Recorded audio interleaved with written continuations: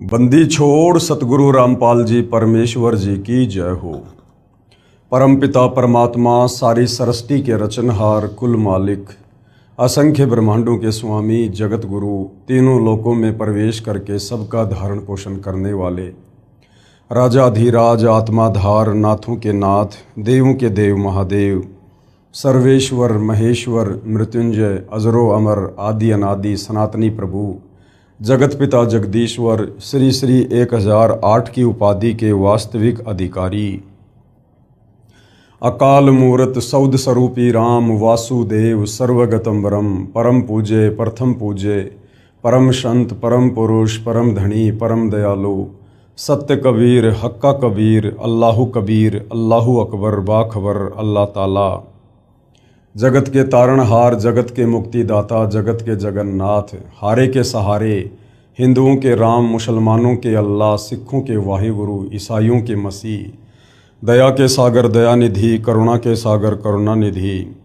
स्वयंभू परिभू संकट मोचन कष्टहरण मंगल करण दुख भंजन अविगत कबीर निर्विकार निर्विषम परमात्मा अलय अलेख सतगुरु आदि अनादि सतगुरु असली मर्यादा पुरुषोत्तम असली राम असली कृष्ण असली घनश्याम असली मुरारी राजाओं के राजा महाराजाओं के महाराजा शहंशाहों के शहंशाह सम्राटों के सम्राट भगवानों के भगवान अल्लाहों के अल्लाह प्रभुओं के प्रभु मसीहाओं के मसीह सच्चे वाहिगुरु बाबाओं के बाबा पीरों के पीर सेठों के सेठ जगत सेठ सावड़सा सेठ सर्वगुण संपन्न अनंत कोटि कलाओं के स्वामी अनंत कोटि ब्रह्मांडों के नायक योगियों में महायोगी ध्यानियों में महाध्यानी सिद्धों में परम सिद्ध ज्ञानियों में तत्वज्ञानी ब्रह्म ज्ञानी महाज्ञानी परम ज्ञानी सर्वश्रेष्ठ ज्ञानी विज्ञानी युवा कबीर समर्थ कबीर असमवात अमित ओजा सच्चे रहनुमा करीम अल्लाह सुभान अल्लाह दुनिया के अंतिम पैगंबर 8 सितंबर 1951 से गांव धनाना जिला सोनीपत हरियाणा भारतवर्ष की पावन भूमि पे प्रकट रियल कल्कि भगवान श्री नारायण साकार हरि श्री बाबा साहिब नूर अनंत परमात्मा सच्चे दरवेश सच्चे बाखबर संत श्रोमणी सतगुरु रामपाल जी परमेश्वर जी के चरण कमल में आप और हम सभी भाई बहनों का अनंत कोटि दंडवत प्रणाम। सत्साई भाई और बहनों, बहुत बड़ी दया बहुत बड़ी मेहर पूज्य गुरुदेव भगवान की परमेश्वर रामपाल जी की, जिनके शुभ आशीर्वाद से विशेष आशीर्वाद से आप और हम सभी आत्माओं को पवित्र पुस्तक ज्ञान गंगा में जो अद्वितीय आध्यात्मिक ज्ञान छुपा हुआ है, जो सर्व धर्मों के सर्व धर्मशास्त्रों से प्रमाणित है, हमें सुनने और समझने को मिल रहा है। यदि इस ज्ञान को अच्छे से समझ लिया जाए और इस ज्ञान दाता सतगुरु रामपाल जी से उपदेश लेकर आजीवन मर्यादा में रहकर भक्ति की जाए तो निश्चित ही हमारी आत्मा का कल्याण इसी मनुष्य जन्म में संभव है। भाई और बहनों, ये पवित्र पुस्तक ज्ञान गंगा, इसके ऊपर आज हमारा ये 15वें नंबर का वीडियो है।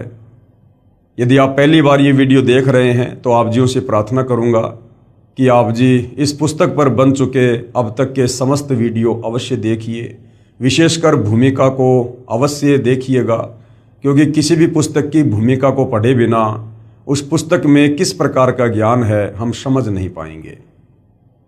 और ये पुस्तक ज्ञान गंगा, इसे तो जन जन ने पढ़ना चाहिए।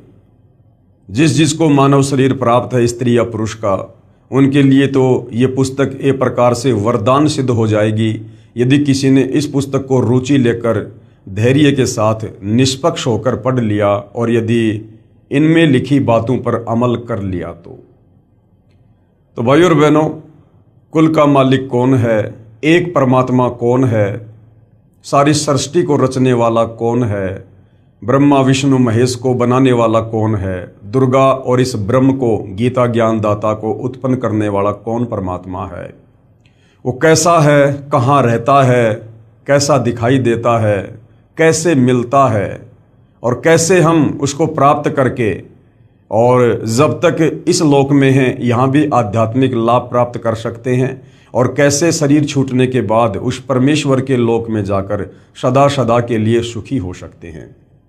इन तमाम बातों की जानकारी ये आत्मा सदियों से तलाश कर रही है, खोज रही है, परंतु किसी भी सवाल का कोई भी जवाब नहीं मिला। कारण ये था कि हमारे जितने भी आध्यात्मिक गुरु हैं, धर्म गुरु हैं, आचार्य शंकराचार्य हैं, मुल्ला मौलवी हैं, पोप पादरी हैं, पाठी हैं, इन्हें स्वयं तत्व ज्ञान नहीं, इन्हें स्वयं सृष्टि रचना का ज्ञान नहीं, ये लोग कथा करने के अधिकारी नहीं, गुरु पद पर बैठकर किसी को उपदेश देने के अधिकारी नहीं, जिसके चलते ये लोग भगत समाज को भी अध्यात्म के नाम पर केवल झूठ ही बोलते रहे, झूठ ही परोसते रहे। तो भाइयों और बहनों, अब वो समय आ गया है, साक्षात तत्वदर्शी संत के रूप में, जगत गुरु के रूप में, सर्व सृष्टि को रचने वाले और सर्व सृष्टि वासियों का पालन पोषण करने वाले कबीर परमेश्वर धरती पर प्रकट हो चुके हैं। यदि आवश्यकता है तो थोड़ा अध्यात्म में रुचि लेकर और उनके द्वारा लिखी पवित्र पुस्तक को पढ़ने की है, उनके सत्संग सुनने की है। आज हमारा इस पवित्र पुस्तक ज्ञान गंगा के ऊपर, जिसको सतगुरु रामपाल जी ने अपने कर कमल से लिखा है, आज हमारा ये 15वें नंबर का वीडियो है। और प्रत्येक वीडियो में हमें अध्यात्म के विषय में वो अनसुनी बातें, वो अनसुनी सच्चाई सुनने और समझने को मिल रही है, जिसके लिए हम युगों युगों से तड़प रहे थे। ये आत्मा भटक रही थी, परंतु वो वस्तु हमें मिल नहीं पा रही थी। तो भाइयों और बहनों, आज का टॉपिक है कि वो कबीर परमात्मा चारों युगों में आते हैं, यहाँ पर तत्वदर्शी संत की भूमिका करते हैं। आप और हम आत्माओं को अपने तत्व ज्ञान से समझाकर सतलोक ले जाने का प्रयास करते हैं। और जो जो आत्माएं तत्वदर्शी संत रूप में आए हुए कबीर परमेश्वर की शरण ग्रहण करके आजीवन मर्यादा में रहकर भक्ति करती रहती हैं, अंत समय में परमेश्वर उनको अपने साथ अपने निज लोक सतलोक ले जाते हैं। तो सतयुग में कबीर परमेश्वर जी सत सुकृत ऋषि के नाम से प्रकट हुए और किस प्रकार से उन्होंने मनु जैसे विद्वानों को भी, जो लोक वेद के आधार से विद्वान सिद्ध थे, कबीर परमेश्वर जी ने उनको भी वेदों का वास्तविक ज्ञान समझाने का प्रयास किया, सृष्टि रचना से परिचित करवाने का प्रयास किया। लेकिन मान बढ़ाई और अहंकार के चलते मनु जी ने कबीर परमेश्वर, जो सत सुकृत ऋषि के नाम से सतयुग में प्रकट थे, उनकी बातों पर गौर नहीं किया और परमेश्वर का नाम वामदेव रख दिया। क्योंकि परमेश्वर जो सतज्ञान यहाँ बता रहे थे वो यहाँ के चारों वेदों में नहीं है, 21 ब्रह्मांड की सृष्टि में किसी को भी पूरी जानकारी नहीं है, इसलिए उस ज्ञान को पहले कभी नहीं सुना था, इसलिए वो ज्ञान अटपटा लगा और परमेश्वर का नाम वामदेव रख दिया, यानी उल्टा ज्ञान प्रचार करने वाला। लेकिन भाइयों और बहनों, हम सब उस परमेश्वर की आत्मा है, चाहे ब्रह्मा विष्णु महेश हो, चाहे मनु जी हो, चाहे कोई भी धर्मगुरु हो, चाहे आम इंसान हो, या चाहे 184 योनियों में अपना कर्म भोग रहे जीव जंतु पशु पक्षी हों। परमेश्वर की कोशिश हमें हर प्रकार से समझा बुझाकर प्यार प्रेम से, साम दाम दंड भेद से भक्ति मार्ग पर लगाने की होती है। तो सतयुग में कबीर परमेश्वर किस प्रकार से प्रकट हुए, क्या क्या उन्होंने लीलाओं को जन्म दिया, आप और हमने पिछले वीडियो में देखा। आज के वीडियो में हम देखेंगे कि वही कबीर परमेश्वर फिर त्रेता युग में मुनिंदर ऋषि के नाम से प्रकट होते हैं और किस प्रकार से परमेश्वर भिन्न भिन्न लीलाओं को जन्म देते हैं, आप और हमें अध्यात्म समझाते हैं। उससे पहले भाइयों और बहनों, हमें सृष्टि रचना का ज्ञान होना बहुत जरूरी है, क्योंकि सृष्टि रचना को समझे बिना हम किसी भी धर्म के किसी भी पवित्र सदग्रंथ को नहीं समझ सकते हैं। क्योंकि सृष्टि रचना भक्ति मार्ग में मास्टर की का काम करती है। जिस प्रकार एक मास्टर चाबी होती है, वो किसी भी प्रकार के ताले को खोल देती है, उसी प्रकार अध्यात्म की जो मास्टर की है वो सृष्टि रचना है कि परमेश्वर कौन है, कैसा है, कहाँ रहता है, कैसे उन्होंने सर्व ब्रह्मांडों की उत्पत्ति की, कैसे सूर्य चांद सितारे ग्रह नक्षत्र बनाए, कैसे ब्रह्मा विष्णु महेश की उत्पत्ति हुई, दुर्गा कौन है, दुर्गा का पति कौन है, ब्रह्मा विष्णु महेश के माता पिता कौन हैं, ये काल कौन है जिसको गीता में ब्रह्म कहा गया है, ये निराकार बनकर क्यों रहता है जबकि ये आकार में है, साकार है, मनुष्य दृश्य है, ये सबके सामने क्यों नहीं आता है। इन तमाम प्रकार के सवालों के जवाब, फिर आप और हम क्यों जन्म रहे हैं, क्यों मर रहे हैं, क्यों गधे कुत्ते सुअर बन रहे हैं, क्यों हमारी आंखों के सामने परिवार का परिवार तबाह हो जाता है। कोई नहीं चाहता कि मैं मरूं, मैं बूढ़ा हूं, लेकिन फिर भी हम मरते हैं, वृद्ध होते हैं, सारे कष्ट भोगते हैं। तो इन तमाम प्रकार के सवालों के जवाब आपको सृष्टि रचना समझने के बाद ही मिल सकते हैं, क्योंकि इन तमाम सवालों के जवाब हमारे धर्मशास्त्रों में हैं, चाहे आप मुस्लिम धर्म से हैं, हिंदू धर्म से हैं, सिख या ईसाई धर्म से हैं। उन धर्मों की पवित्र पुस्तकों में, ग्रंथों में इन तमाम सवालों के जवाब छुपे हुए हैं, लेकिन उनको समझने के लिए आपने पहले सृष्टि रचना को समझना पड़ेगा। तो भाइयों और बहनों, सतगुरु रामपाल जी ने अपने सत्संगों में बारंबार हमें सृष्टि रचना सुनाई है। इस पवित्र पुस्तक ज्ञान गंगा में भी उन्होंने सृष्टि रचना का समावेश किया है। सर्व धर्मों के धर्मशास्त्रों से फिर उस सृष्टि रचना को उन्होंने प्रमाणित किया है, जो बिल्कुल सत्य कथा है, नारायण कथा है, अमर कथा है। और इस सृष्टि रचना पर जब तक हमें विश्वास नहीं होगा, तब तक हम भक्ति मार्ग में आगे नहीं बढ़ सकते, हम अध्यात्म में सफल नहीं हो सकते। तो सृष्टि रचना को लेकर पूज्य गुरुदेव भगवान ने बताया कि सर्वप्रथम एक अनामी लोक था। उस अनामी लोक में कबीर परमात्मा स्वयं ही विराजमान थे। उस समय तक उन्होंने कोई भी आत्मा उत्पन्न नहीं की थी। उस परमेश्वर के और भी उपमात्मक नाम थे, सत्य पुरुष, शब्द स्वरूपी राम, अकाल मूरत, परम अक्षर ब्रह्म आदि आदि। उसके बाद कबीर परमेश्वर जी ने नीचे के 3 और अविनाशी लोक रचने का ख्याल किया, विचार किया, और अनामी लोक में बैठकर उस अनामी परमेश्वर ने, क्योंकि अनामी लोक में रहने के कारण कबीर परमेश्वर को अनामी पुरुष भी कहा जाता है, तो कबीर परमेश्वर जी ने अनामी लोक में बैठकर नीचे के 3 और अविनाशी लोकों की रचना की। सबसे पहले अगम लोक की रचना की, उसके बाद अलख लोक की रचना की, और फिर तीसरे नंबर पर सतलोक की रचना की। उसके बाद इन तीनों लोकों में वही कबीर परमेश्वर अपने रूप को रूपांतरण करते हुए सिंहासन पर विराजमान होते हैं। अगम लोक में विराजमान होने के कारण उस कबीर परमेश्वर को अगम पुरुष भी कहा जाता है। फिर अलख लोक में विराजमान होने के कारण उस कबीर परमेश्वर को अलख पुरुष कहा जाता है, और सत्यलोक में सिंहासन पर विराजमान होने के कारण उसी कबीर परमेश्वर को सत्य पुरुष की संज्ञा भी दी जाती है। उसके बाद कबीर परमेश्वर जी ने तीनों लोकों की रचना करके सर्वप्रथम सबसे नीचे के लोक सतलोक में सृष्टि को रचने की योजना बनाई। सर्वप्रथम कबीर परमेश्वर जी ने अपने एक वचन से 16 द्वीपों की रचना की। उसके बाद 16 शब्द उच्चारण किए और 16 पुत्रों की उत्पत्ति की, और अपने प्रत्येक पुत्र को एक एक द्वीप में रहने का आदेश दिया। उसके बाद कबीर परमेश्वर ने सतलोक में मानसरोवर की रचना की और भी काफ़ी रचनाएं की।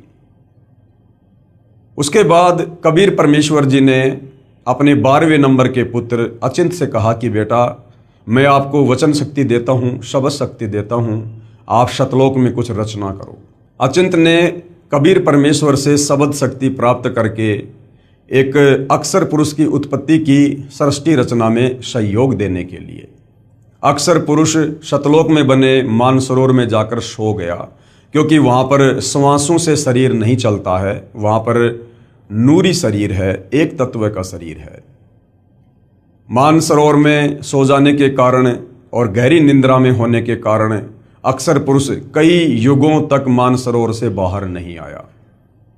अचिंत ने कबीर परमेश्वर से प्रार्थना की कि हे परमेश्वर, सृष्टि की रचना नहीं हो पा रही है, क्योंकि अक्षर पुरुष मानसरोवर में जाकर सो गया है और मैं उसे नहीं जगा पा रहा। तब कबीर परमेश्वर ने कहा कि बेटा, तुम सृष्टि रचना करने में सक्षम भी नहीं हो, समर्थ का काम उसी को साजे और करे तो मूर्ख बाजे। तुम्हें एक छोटा सा ट्रेलर दिखाया गया था ताकि आगे चलकर मेरे द्वारा की जाने वाली किसी भी रचना में तुम किसी भी प्रकार से बाधक ना बनो, तुम्हें अपनी औकात का पता रहे।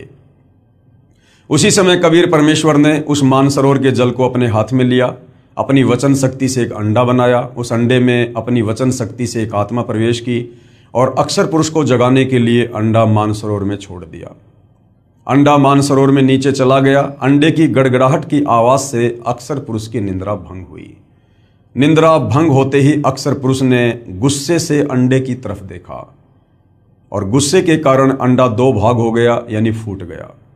उसमें से एक आत्मा निकली जिसको ज्योति निरंजन का नाम दिया गया, क्योंकि जिस समय अंडे से वो आत्मा निकली थी उसमें तेज था, उसमें नूर था। उसी समय कबीर परमेश्वर जी ने आकाशवाणी की कि अक्सर पुरुष, आप निंद्रा में थे, आपको जगाने के लिए ये सारी क्रिया की गई है, आप दोनों मानसरोवर से बाहर आ जाओ। उसी समय दोनों आत्मा ज्योति निरंजन और अक्सर पुरुष मानसरोवर से बाहर आ जाते हैं और कबीर परमेश्वर ने कहा कि आप दोनों आत्मा, आप अचिंत के द्वीप में उसके साथ रहो।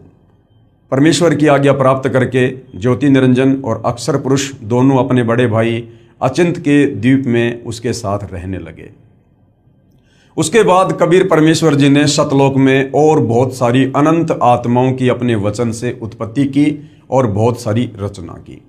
काफ़ी समय बीत जाने के बाद ज्योति निरंजन के मन में एक खरपतवार उत्पन्न हुई कि हमारे बाकी 15 भाई एक एक द्वीप में अलग अलग रह रहे हैं और हम तीनों एक ही द्वीप में रह रहे हैं, क्यों ना परमेश्वर से अलग से राज्य प्राप्त किया जाए।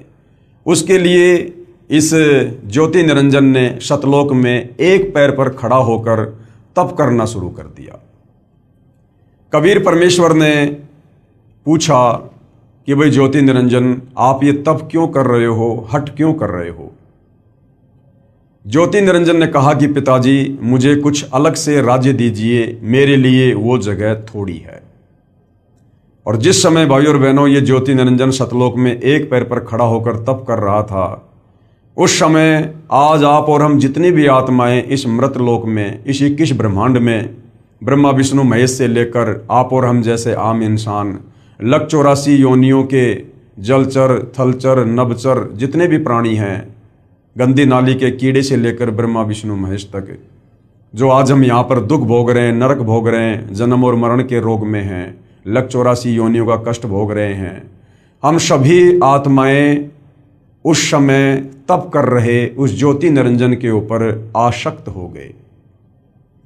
कबीर परमात्मा ने हमें बीच बीच में बहुत सावधान किया कि बच्चों, ये नादान है, इसकी नादानी को मत देखो, ये अपने कर्म फोड़ रहा है। आप आत्माओं को किस बात की कमी है?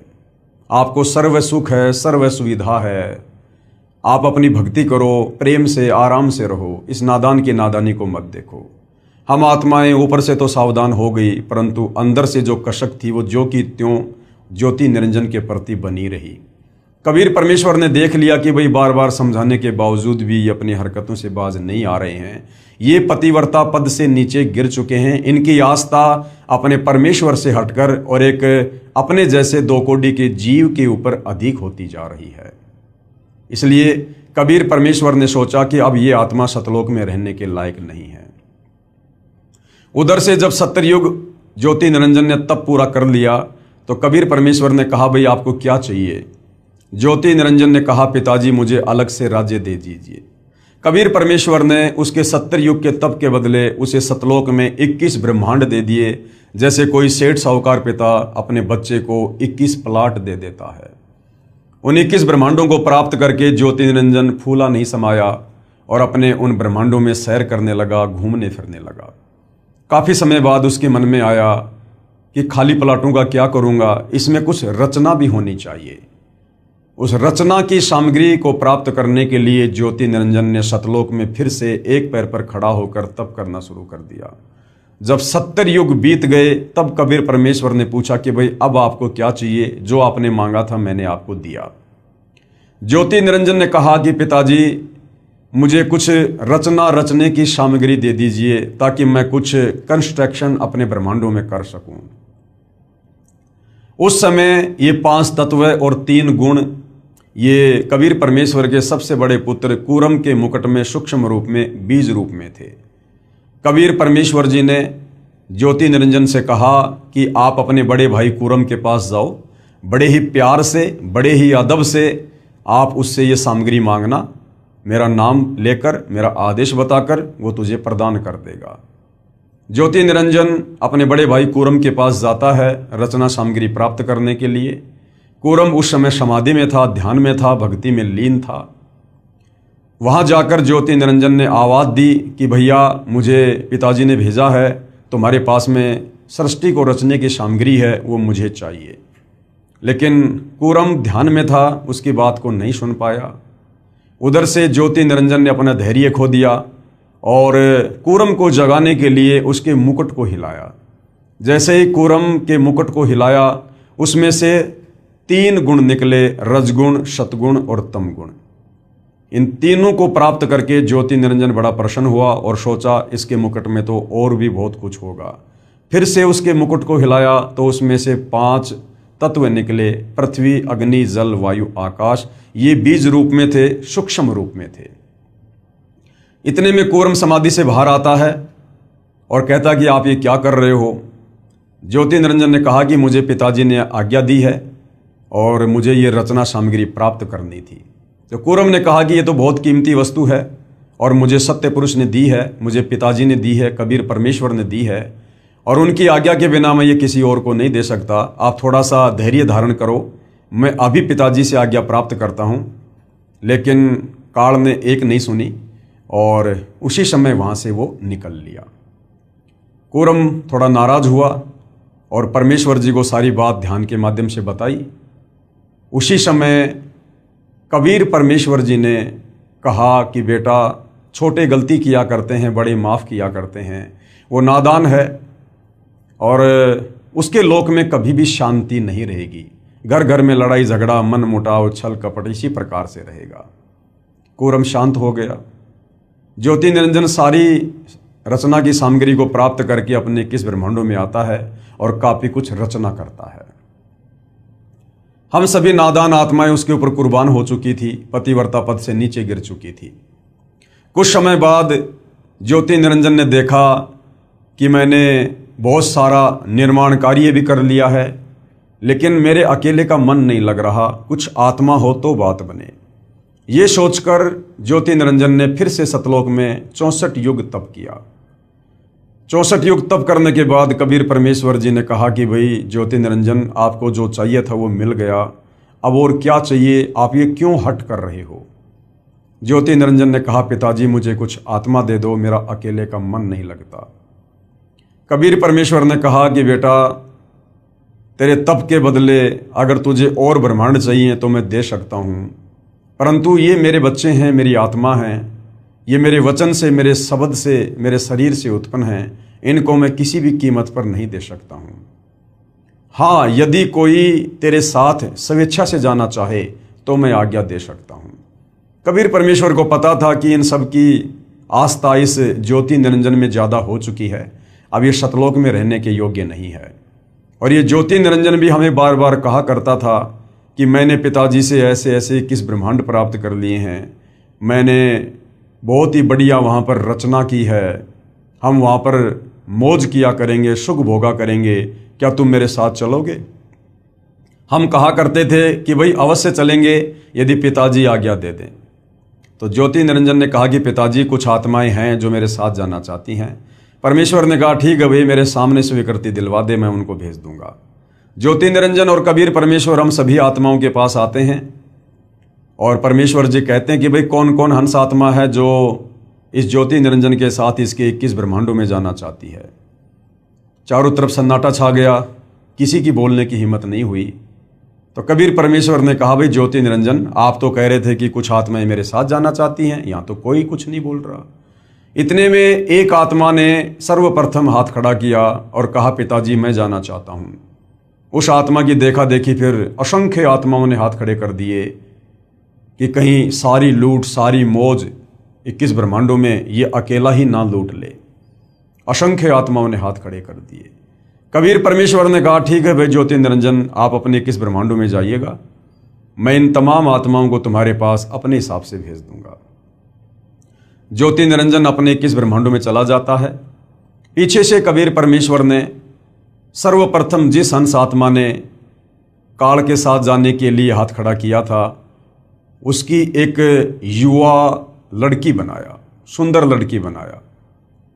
और हम जितनी भी आत्माएं थी, तमाम आत्माओं को परमेश्वर जी ने सूक्ष्म रूप में उस लड़की के अंतःकरण में डाल दिया, जिसका नाम उन्होंने अष्टंगी रखा, आस्ट्रा रखा, आदि माया रखा, जिसको आगे चलकर दुर्गा भी कहा गया। वही शेरा वाली माता दुर्गा। हम सभी आत्माओं को दुर्गा के अंतःकरण में सूक्ष्म रूप में डाल दिया और कहा, बेटी मैंने तुझे सब शक्ति दे दी है, जितनी आत्मा ज्योति निरंजन कहेगा तू उत्पन्न कर सकती है। उस समय उस आदि माया दुर्गा को जो है वो प्रजनन इंद्री नहीं थी, क्योंकि सतलोक में किसी को भी प्रजनन इंद्री नहीं है। और कबीर परमेश्वर ने अपने पुत्र सहजदास के द्वारा दुर्गा को ज्योति निरंजन के पास भिजवा दिया। सहजदास दुर्गा को ज्योति निरंजन के पास उसके 21 ब्रह्मांडों में छोड़कर आ जाता है और सारी बात बताकर आ जाता है। सहजदास के आने के बाद ज्योति निरंजन के मन में खरपतवार उत्पन्न हुई, क्योंकि पहले ही वो 3 गुण प्राप्त कर चुका था, जिसमें एक गुण है रजगुण। रजगुण के प्रभाव से वो विषय वासनाओं से ग्रस्त हुआ और लड़की के युवा रंग रूप को देखकर उस पर आसक्त हो गया और उसके साथ में बलात्कार करने का प्रयास करने लगा। दुर्गा ने कहा कि भाई आप ऐसा जुल्म ना करो, आप मेरे बड़े भाई हो, आपको परमेश्वर ने पहले अंडे से उत्पन्न किया है, बाद में हमें अपने वचन से किया है, आप मेरे बड़े भाई हो, भाई बहन का ये दुष्कर्म बहुत बड़ा पाप होगा। मेरे पास में सबद शक्ति है, आप जितनी आत्मा चाहोगे मैं उत्पन्न कर दूंगी। परंतु विषय वासनाओं से बहुत अधिक प्रभावित होकर इस ज्योति निरंजन ने दुर्गा की एक भी बात नहीं सुनी और अपने नाखूनों से जबरदस्ती अपनी सिद्धि से दुर्गा को स्त्री इंद्री लगाने का प्रयास किया। दुर्गा ने सूक्ष्म रूप बनाया और इस ज्योति निरंजन के मुख के माध्यम से उसके पेट में जाकर शरण ली और वहां से फिर कबीर परमेश्वर को याद किया कि हे पिताजी मेरी रक्षा करो। कबीर परमेश्वर वहां अपने पुत्र जोगजीत, जिसको योग संताइन भी कहते हैं, जो परमेश्वर के 16वें नंबर का पुत्र है, उसका रूप बनाकर वहां पर प्रकट होते हैं। और कबीर परमेश्वर जी इस ज्योति निरंजन से कहते हैं कि भाई ज्योति निरंजन तूने बहुत बड़ी गलती की है, सतलोक में ऐसा गंदा कर्म करने की सोच रखने वाले को भी नहीं रखा जा सकता। मैं श्राप देता हूं आज के बाद तेरा नाम काल होगा।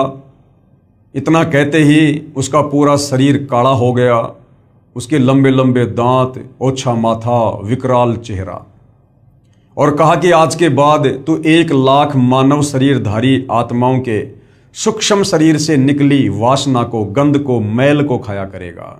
ये मैं तुझे श्राप देता हूं और इसी समय मेरे आदेश से तू अपने 21 ब्रह्मांडों को लेकर सतलोक से दूर चला जा। उसी समय विमान की तरह 21 ब्रह्मांड चल पड़े और सतलोक से 16 शंख कोश की दूरी पर आकर परमेश्वर की वचन शक्ति से, वैज्ञानिक जिसको गुरुत्वाकर्षण शक्ति कहते हैं, स्थिर हो गए और ये 5 तत्व, 3 गुण अपनी अपनी जगह पर स्थिर हो गए। सतलोक से 16 शंख कोश की दूरी पर आने के बाद इस ज्योति निरंजन ने दुर्गा से कहा कि दुर्गा अब मैं अपनी मनमानी करूंगा, अब मेरा कौन क्या बिगाड़ लेगा, मुझे जो सजा मिलनी थी मिल चुकी है। और दुर्गा के साथ में जबरदस्ती करने का प्रयास करने लगा। दुर्गा ने फिर समझाया कि भाई देख, सर्वप्रथम तो तू मेरा बड़ा भाई है, मैं तेरी छोटी बहन हूं, उसके बाद मैं तेरे पेट से बाहर आई हूं, मैं तेरी बेटी हुई, बाप बेटी का, भाई बहन का ये कुक्रम महापाप का भागी होगा, आप ऐसा ना करो।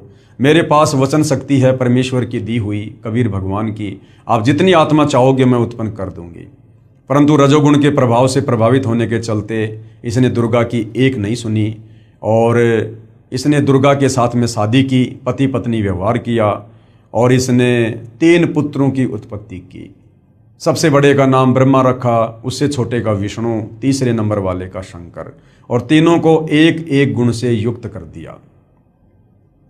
और इसने अपने इन 21 ब्रह्मांडों को 4 महाब्रह्मांडों में सेट कर दिया। एक महाब्रह्मांड में इसने 5 ब्रह्मांडों को सेट किया और एक महाब्रह्मांड के बराबर एक ब्रह्मांड में ये स्वयं ऊपर रहता है, जिसको ब्रह्मलोक कहते हैं, जहाँ पर इसने तपतशिला बना रखी है, जहाँ ये प्रतिदिन 1,00,000 मानव शरीरधारी आत्मा, स्त्री या पुरुष जो मरते हैं, उनके सूक्ष्म शरीर से निकली वासना को वहाँ पर भून भून के खाता है। और उसके बाद तीनों पुत्रों को इस काल ने अचेत कर दिया। एक पुत्र को इसने, जो सबसे बड़ा है ब्रह्मा, उसको कमल के फूल के ऊपर अचेत करके लेटा दिया। दूसरे वाले पुत्र विष्णु को शेषनाग की सैया के ऊपर अचेत करके लेटा दिया। तीसरे नंबर के पुत्र शिवजी को, शंकर को इसने कैलाश पर्वत पर अचेत करके बैठा दिया और दुर्गा से कहा कि दुर्गा, तुम इनकी अचेत अवस्था में तुम इनकी परवरिश करो और मेरे आदेश से तुम इनको चेतना में लाना। उसके बाद इस काल ने दुर्गा से कहा कि दुर्गा, 3 पुत्रों की उत्पत्ति हो चुकी है, तीनों पुत्र एक एक गुण युक्त हो चुके हैं। अब तुम इन तीनों पुत्रों के माध्यम से आगे सृष्टि की रचना करो, मेरे भोजन की व्यवस्था करो, जीवों की उत्पत्ति करो। और काल ने कहा कि आज के बाद मैं किसी को भी दर्शन नहीं दूंगा। दुर्गा ने कहा, क्या तुम अपने तीनों पुत्रों को भी दर्शन नहीं दोगे? तो ब्रह्म, गीता जी में जिसको ब्रह्म कहा गया है, ये ज्योति निरंजन काल, इसको क्षर पुरुष भी कहते हैं। क्षर का मतलब होता है नाशवान, जिसका जन्म और मरण हो। तो इस ब्रह्म अर्थात काल ने कहा कि मैं अपने तीनों पुत्रों को भी दर्शन नहीं दूंगा, ये मेरी मजबूरी है। यदि मैंने इनको दर्शन दे दिए तो ये मेरे वास्तविक रूप से परिचित हो जाएंगे और फिर ये सवाल करेंगे कि आपका इतना भूंडा चेहरा कैसे है। और सच पता चलने पर कि मुझे रोजाना 1 लाख मानव शरीरधारी आत्माओं को खाना पड़ता है, तो ये कभी भी मेरे लिए संतान उत्पत्ति नहीं करेंगे, जीवों की उत्पत्ति नहीं करेंगे, इस पाप में भागी नहीं बनेंगे। तो ये अपने पुत्रों को भी दर्शन नहीं देता है। और इसने दुर्गा से कहा कि दुर्गा, अब तुम तीनों पुत्रों को सचेत करो। दुर्गा ने तीनों पुत्रों को सचेत किया और तीनों को आपस में इकट्ठा किया और काल के आदेश से दुर्गा तीनों पुत्रों को समुद्र मंथन पर लेकर गई। समुद्र मंथन पर ले जाकर सर्वप्रथम काल ने वहाँ पर 4 वेद जो है वो प्रकट किए और काल के आदेश से दुर्गा ने 4 वेद ब्रह्मा जी को दे दिए। ब्रह्मा जी ने जब वेदों को पढ़ा तो पता चला कि कोई और है ब्रह्म, कोई ब्रह्म है, वो सहशरीर है, तेजोमय शरीर है। उससे पहले जब ये ब्रह्मा दुर्गा से पूछा करता था कि हमारा पिता कौन है, तो ये दुर्गा काल के डर से सच नहीं बताती थी और कह देती थी कि बेटा मैं तेरी माँ हूँ, मैं तेरा पिता हूँ। लेकिन जब ब्रह्मा जी ने वेदों में पढ़ा कि कोई और ब्रह्म है जो आकार में है, साकार है, मनुष्य जैसा है, उसको प्राप्त किया जा सकता है, तो ब्रह्मा ने कहा कि माँ मुझे तेरी बातों पर अब यकीन नहीं है। पहले जब मैं पूछा करता था हमारा पिता कौन है तो आप कहती थी कि मैं ही तेरा पिता हूँ। अब जब मैंने वेद पढ़ लिए, वेदों में लिखा है, अब मैं पूछ रहा हूँ तो आप कह रहे हो कि तुम्हारा पिता है लेकिन वो दर्शन नहीं देगा। माँ मुझे आपकी इस बात पर यकीन नहीं है, मैं तो अपने पिता के दर्शन करके रहूँगा। दुर्गा ने कहा यदि तुझे तेरे पिता ने दर्शन नहीं दिए तो क्या करेगा? ब्रह्मा ने कहा कि मैं आपको शक्ल भी नहीं दिखाऊंगा। ये कहकर ब्रह्मा जी उत्तर दिशा की तरफ अपने पिता के दर्शन करने के लिए समाधि लगाने के लिए चले गए। ब्रह्मा जी ने 4 युगों तक समाधि लगाई लेकिन काल ने दर्शन नहीं दिए। उधर से काल ने आकाशवाणी की कि दुर्गा सृष्टि की रचना क्यों नहीं हो रही, जीवों की उत्पत्ति क्यों नहीं हो रही है? तुझे पता है ना मुझे 1 लाख मानव शरीरधारी आत्माओं को खाने का श्राप लगा हुआ है। दुर्गा ने कहा कि सृष्टि की रचना कैसे हो? आपका बड़ा बेटा ब्रह्मा आपकी खोज करने के लिए, दर्शन करने के लिए गया हुआ है, समाधि लगा के बैठा है। काल ने कहा दुर्गा उस तक सूचना पहुंचाओ कि मैं उसको दर्शन नहीं दूंगा। दुर्गा ने अपनी सबद शक्ति से एक लड़की उत्पन्न की जिसका नाम गायत्री रखा और कहा बेटी किसी भी तरह से अपने बड़े भाई ब्रह्मा जी को लेकर आ। गायत्री जाती है और देखती है कि ब्रह्मा तो समाधि लगाकर बैठा है। गायत्री ने ध्यान अवस्था में दुर्गा से बात की तो दुर्गा ने कहा कि आप इसके चरण स्पर्श करो, इसकी समाधि टूट जाएगी। गायत्री ने वैसा ही किया, ब्रह्मा जी के चरण स्पर्श किए, ब्रह्मा जी का ध्यान भंग हुआ। ध्यान भंग होते ही ब्रह्मा जी ने क्रोध से कहा कि तू कौन कुलटा है, कुलक्षणा है, जिसने मेरा ध्यान भंग कर दिया, मेरी समाधि तोड़ दी, मैं तुझे श्राप दूंगा। गायत्री ने कहा भाई श्राप बाद में देना, पहले मेरी बात सुन ले, मुझे माता दुर्गा ने भेजा है, आपके बिना सृष्टि नहीं रची जा रही है और आपको मेरे साथ चलना है। ब्रह्मा ने कहा गायत्री मैं कैसे चलूं? मैं माता से कहकर आया था कि जब तक मुझे पिताजी दर्शन नहीं देंगे मैं आपको शक्ल भी नहीं दिखाऊंगा और मुझे पिताजी के दर्शन नहीं हुए। ब्रह्मा ने कहा कि गायत्री अगर तू मेरी झूठी गवाही दे कि मेरे सामने ब्रह्मा को ब्रह्म ने दर्शन दिए हैं तो मैं चल सकता हूं। गायत्री ने कहा भाई मैं झूठी गवाही क्यों दूं? लेकिन गायत्री की मजबूरी थी, दुर्गा का आदेश था, ब्रह्मा को लेकर जाना था। तो गायत्री ने सोचा कि कहीं मैं झूठी गवाही दे दूं, कल को सच्चाई का पता चले, मेरी अकेले की पिटाई हो जाए, मुझे दंड मिले। तो गायत्री ने कहा कि मैं झूठी गवाही दे सकती हूँ, लेकिन मेरी एक शर्त है, यदि आप मेरे साथ शारीरिक संबंध बनाओ, रति क्रिया करो, तो मैं आपकी गवाही दूँ। ब्रह्मा ने गायत्री के साथ में शारीरिक संबंध बनाए। उसके बाद गायत्री ने सोचा क्यों ना एक और गवाह तैयार किया जाए ताकि बात में कुछ दम हो। गायत्री ने अपनी शब्द शक्ति से एक लड़की उत्पन्न की जिसका नाम पोहपति रखा और पोहपति से कहा कि तुम ऐसे ऐसे हमारी गवाही दो। पोहपति ने भी यही सोचा कि मैं झूठी गवाही दे दूं, ये कल को बच जाएं और मैं दोषी हो जाऊं। तो पोहपति ने भी वही शर्त रखी, यदि ब्रह्मा मेरे साथ में शारीरिक संबंध बनाए तो मैं गवाही दे सकती हूँ। ब्रह्मा की मजबूरी, गायत्री की मजबूरी, ब्रह्मा ने पोहपति के साथ वही कर्म किया, शारीरिक संबंध बनाए और तीनों माता दुर्गा के पास में आ जाते हैं। दुर्गा कहती है, बेटा तुझे तेरे पिता ब्रह्म ने दर्शन दिए। ब्रह्मा जी ने कहा कि माता जी मुझे दर्शन हुए हैं। दुर्गा ने कहा कि मैं कैसे यकीन करूं, कोई गवाह पेश करो। ब्रह्मा जी ने कहा कि ये दोनों लड़कियां हैं, इन दोनों के सामने दर्शन दिए। दुर्गा ने उन दोनों से पूछा तो दोनों ने स्वीकृति दे दी कि हमारे सामने पिताजी ने दर्शन दिए हैं। उधर से दुर्गा ने सोचा कि ये काल मुझे तो कह रहा था कि मैं कभी किसी को दर्शन नहीं दूंगा, ये कह रहे हैं कि मुझे दर्शन दिए हैं। दुर्गा थोड़ा नाराज हुई और उसने ध्यान लगाया। उधर से काल ने आकाशवाणी की कि दुर्गा ये तीनों झूठ बोल रहे हैं, मैंने किसी को कोई दर्शन नहीं दिए हैं। दुर्गा नाराज होकर आई और कहा कि भाई तुम्हारे पिता ने आकाशवाणी की है, उन्होंने तुम्हें दर्शन नहीं दिए, तुम झूठ बोल रहे हो। इतना सुनकर ब्रह्मा जी हंसने लगे और कहने लगे, माता जी मैं क्या करता, मेरी मजबूरी थी, पिताजी ने दर्शन दिए नहीं। मैं आपसे प्रतिज्ञा करके गया था कि यदि पिताजी दर्शन नहीं देंगे मैं आपको शक्ल नहीं दिखाऊंगा, इसलिए झूठ बोलना पड़ा। उसी समय दुर्गा ने काल प्रेरणा से गुस्से में आकर अपने बड़े बेटे ब्रह्मा को श्राप दे दिया कि जग में तेरी पूजा नहीं होगी और तेरे वंशज भी तेरे जैसे झूठे होंगे, पाखंडी होंगे। ब्रह्मा जी के वंशज हैं धर्मगुरु, आचार्य, शंकराचार्य, विद्वान लोग हर धर्म के, और आज ये लोग वही कर रहे हैं जैसा श्राप दुर्गा ने ब्रह्मा को दिया था कि लोगों को ठगना, झूठ बोलना, धर्म कर्म के नाम पर पाखंड करना, मिथ्या प्रचार करना, ये तेरे वंशज करेंगे। और आज ब्रह्मा के वंशज धर्मगुरु वही कर रहे हैं, शास्त्रों के विरुद्ध ज्ञान ही समाज को दे रहे हैं। इतना सुनकर ब्रह्मा जी बेहोश हो गए और दुर्गा ने फिर गायत्री को श्राप दिया जिसने झूठी गवाही दी थी कि तू मृत लोक में यानी पृथ्वी लोक पर गाय बनेगी और तेरे कई कई सांड जो है वो पति होंगे। उसके बाद पोहपति को श्राप दिया कि तू मृत लोक में पृथ्वी लोक पर गंदगी में पैदा होने वाला पौधा बनेगी, तेरा नाम केवड़ा केतकी होगा और तेरे फूल किसी भी पूजा आदि में शुभ कार्यों में काम नहीं आएंगे। हरियाणा में केवड़ा केतकी को कुशोंदी कहते हैं, जिसके फूल किसी काम नहीं आते। उसके बाद दुर्गा ने अपने दूसरे पुत्र विष्णु से कहा कि बेटा तू भी अपने पिता के दर्शन करने का प्रयास कर ले, कहीं बाद में जाके फिर बाधा उत्पन्न करे। विष्णु जी भी माता की आज्ञा प्राप्त करके अपने पिता ब्रह्म के दर्शन करने के लिए नीचे पाताल लोक में चले गए कि कहीं एकांत में बैठ के समाधि लगाऊंगा। पाताल लोक में शेषनाग का आधिपत्य था। शेषनाग ने देखा ये मेरे लोक में मेरी आज्ञा के बिना बेधड़क होकर भला कौन आ रहा है, इसको मजा चखाना चाहिए। शेषनाग ने अपने 1000 फणों से जहर की फुंकार छोड़ दी और श्री विष्णु जी का रंग नीला हो गया, ब्लैक हो गया।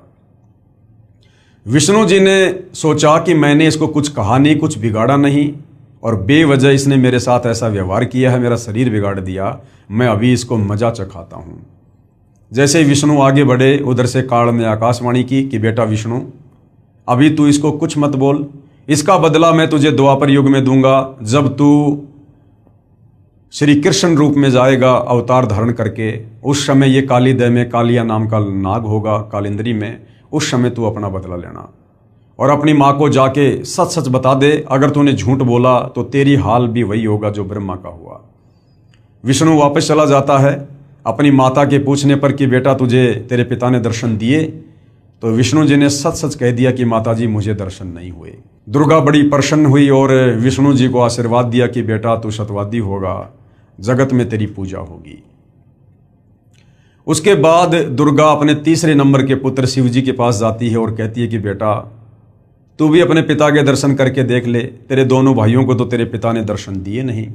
इस मामले में शंकर जी बड़े होशियार निकले।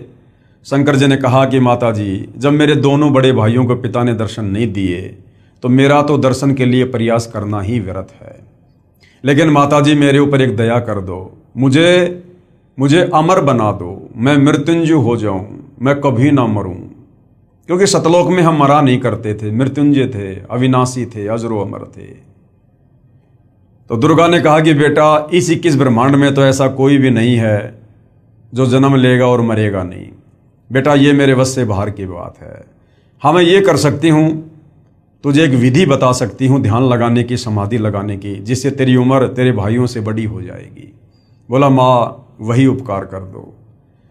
दुर्गा ने उसको 10वें द्वार में श्वासों को रोककर ध्यान लगाने की विधि बताई, क्योंकि हमारा शरीर श्वासों पर टिका हुआ है। जितनी श्वासें हम उतने ही जीवित रहते हैं। तो शंकर जी हम देखते हैं ज़्यादातर समाधि में रहते हैं, 10वें द्वार में जाकर और अपनी श्वासों को रोककर ध्यान लगाते हैं, जिस कारण से इनकी लंबी उम्र है। कंप्लीट प्रोसीजर होने के बाद काल ने दुर्गा से कहा कि दुर्गा अब इन तीनों को एक बार फिर से समुद्र मंथन पर लेकर जा और जो जो वस्तु इनको निकले आप इनको दो, आप इनकी शादी करो। दुर्गा अपने तीनों पुत्रों को लेकर समुद्र मंथन पर जाती है। समुद्र मंथन होता है और वहां पर दुर्गा स्वयं जल के अंदर छुप जाती है और अपने 3 रूप धारण करती है। समुद्र मंथन होने के बाद में दुर्गा पूछती है कि बच्चों पहले क्या वस्तु निकली?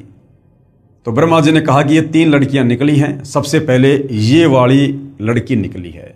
दुर्गा ने उसका नाम सावित्री रखा और कहा कि आज से ब्रह्मा ये तेरी पत्नी होगी और तुम अपने लोक में जाकर और खुशी खुशी रहो। दूसरे नंबर पर जो लड़की निकली उसका नाम सावित्री रखा और विष्णु जी से शादी कर दी और विष्णु लोक में भेज दिया। तीसरे नंबर पर जो लड़की निकली थी उसका नाम उमा रखा, पार्वती, शंकर जी से शादी कर दी और कहा बेटा जाओ। उधर से काल ने पहले ही तीनों को एक एक गुण से युक्त कर दिया था, रजगुण ब्रह्मा, सतगुण विष्णु और तमगुण शंकर। और उसके बाद में ये नीचे की सृष्टि शुरू हो जाती है, जीवों की उत्पत्ति का कार्य शुरू हो जाता है। प्रतिदिन 1.25 लाख ये दुर्गा उत्पन्न करती है और 1 लाख प्रतिदिन शंकर जी जीवों को मार मार के संहार करके किसी भी प्रकार से लड़ाई झगड़े में, मनमुटाव में, एक्सीडेंट में, युद्ध में अपने पिता काल का भोजन तैयार करता है। इस प्रकार से भाई और बहनों ये 21 ब्रह्मांड वाली सृष्टि इस काल की, ज्योति निरंजन की, क्षर पुरुष की यहाँ पर चल रही है। यानी आप और हमें समझ में आ जाना चाहिए कि हम यहाँ पर केवल जेल भोग रहे हैं, क्योंकि जो गलती हमने सतलोक में अपने पिताजी के साथ की थी, पतिव्रता पद से नीचे गिर के काल पे आसक्ति करके, हम उसकी सजा भोगने के लिए यहाँ पर आए हुए हैं। अन्यथा ये हमारा कोई ससुराल नहीं है। और हम जन्म मरण के चक्कर में 184 योनियों में कष्ट भोग रहे, कभी नरक में कष्ट भोग रहे, तपतशिला पर काल हमें भून भून के खाता है। असहनीय पीड़ाओं का सामना करना पड़ता है। और ये काल यहाँ कोई बिजनेस करने नहीं आया है। इसने सतलोक में जो तप करके गलती की और दुर्गा के साथ जिस प्रकार से दुर्व्यवहार करने का प्रयास किया उस सच्चे लोक में, उसकी सजा इसने पाई। और यहाँ पर प्रतिदिन 1 लाख मानव शरीरधारी आत्माओं के सूक्ष्म शरीर से निकली गंध को, मैल को ये खाता है। उसके लिए ये यहाँ पर अपने तीनों पुत्रों के द्वारा दुर्गा के माध्यम से जीवों की उत्पत्ति करवाता है और उनका संहार करवाता है। और विष्णु के माध्यम से सबको मोह ममता में बांध के स्थिति को बना के रखता है। तो इस प्रकार से भाई और बहनों इस काल की ये सृष्टि यहाँ पर चल रही है। उसके बाद सतलोक में जो अक्षर पुरुष था, जो अक्षर पुरुष उस ज्योति निरंजन और अचिंत के साथ एक द्वीप में रहा करता था, अक्षर पुरुष के मन में आया कि क्षर पुरुष यहां से जा चुका है, ज्योति निरंजन यहां से जा चुका है 21 ब्रह्मांड लेके, और वो तो बहुत ज्यादा मौज मस्ती कर रहा होगा, बड़े सुख भोग रहा होगा, बड़े आनंद में होंगे लोग जो उसके साथ गए हैं। ये सोचकर अक्षर पुरुष ने भी सतलोक में जो भक्ति करते हैं, सार नाम का जाप करते हैं, सार नाम का जाप भी किया और साथ में चिंतित रहने लगा, व्याकुल रहने लगा अपने साथी ज्योति निरंजन की याद में। कबीर परमेश्वर ने उसे भी सावधान किया कि बेटा आप ये गलती ना करो, आप पतिव्रता पद से नीचे मत गिरो, आपको यहां पर सर्व सुविधा है, आपको जो चाहिए आप बोलो, आप एक जीव के ऊपर आसक्त क्यों हो रहे हो। लेकिन अक्सर पुरुष भी अपनी हरकतों से बाज नहीं आया। काफी समय बाद कबीर परमेश्वर ने पूछा कि बता तुझे क्या चाहिए। अक्सर पुरुष ने कहा कि पिताजी मुझे भी अलग से राज्य प्रदान कर दो। कबीर परमेश्वर ने अक्सर पुरुष को 7 शंख ब्रह्मांड दे दिए। नील शंख, 7 शंख ब्रह्मांड, 7 शंख ब्रह्मांडों को प्राप्त करके अक्सर पुरुष भी बड़ा प्रसन्न हुआ।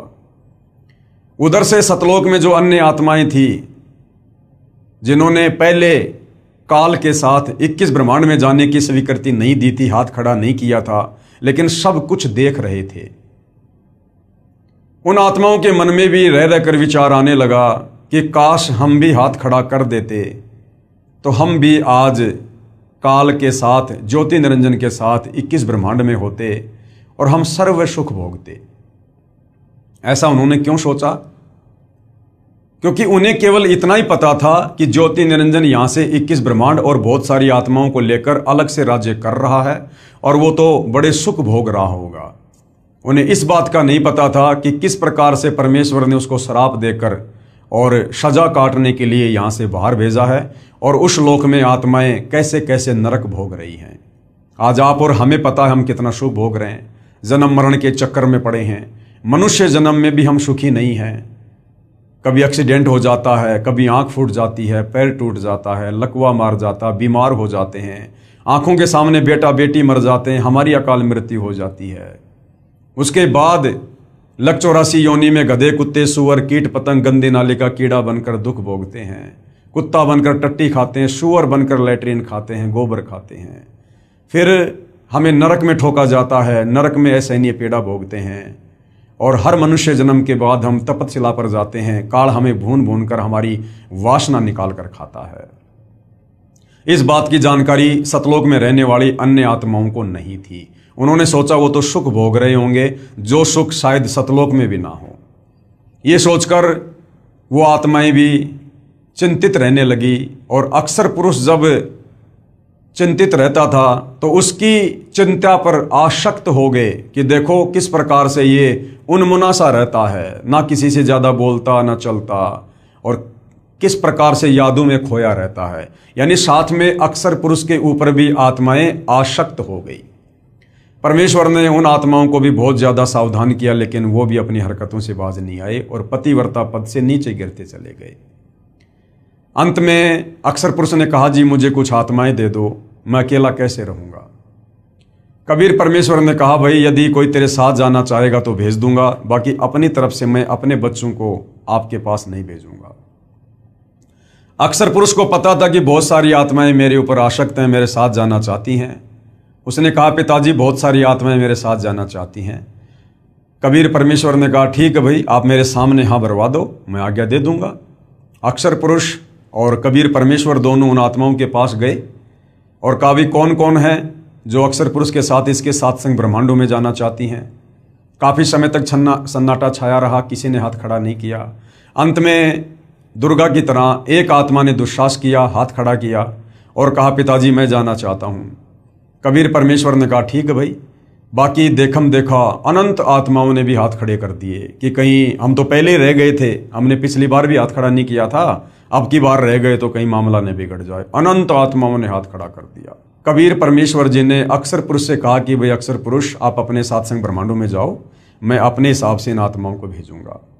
कबीर परमेश्वर ने ठीक उसी प्रकार सबसे पहले हाथ खड़ा करने वाले हंस को एक युवा लड़की बनाया, सुंदर लड़की बनाया और अन्य सभी आत्माओं को सूक्ष्म रूप में उसके अंतःकरण में फीड कर दिया।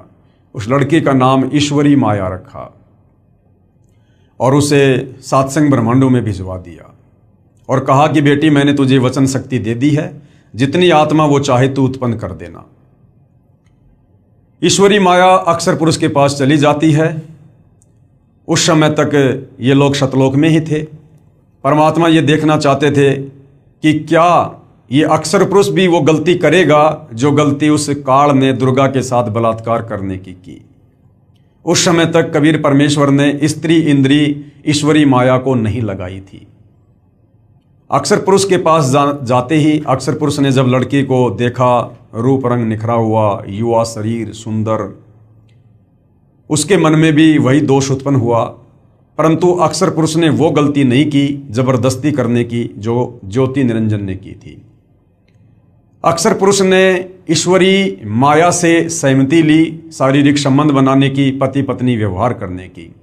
ईश्वरी माया ने उसको सहमति प्रदान कर दी और दोनों ने अपनी सहमति से जो है वहां पर शारीरिक मिलन किया, पति पत्नी व्यवहार किया, जिसके चलते अक्सर पुरुष के सात्संग ब्रह्मांडों में तपतशिला का कष्ट नहीं है। जीवों को भून भून के नहीं खाया जाता है।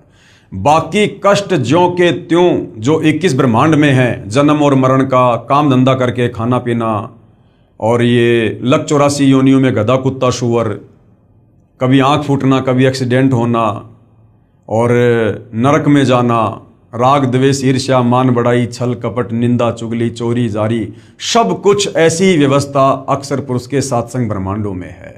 केवल तपतशिला का कष्ट नहीं है, ये आत्माओं को खाता नहीं है, क्योंकि इसने वो गलती नहीं करी जो गलती काल ने दुर्गा के साथ सतलोक में जबरदस्ती करके की थी।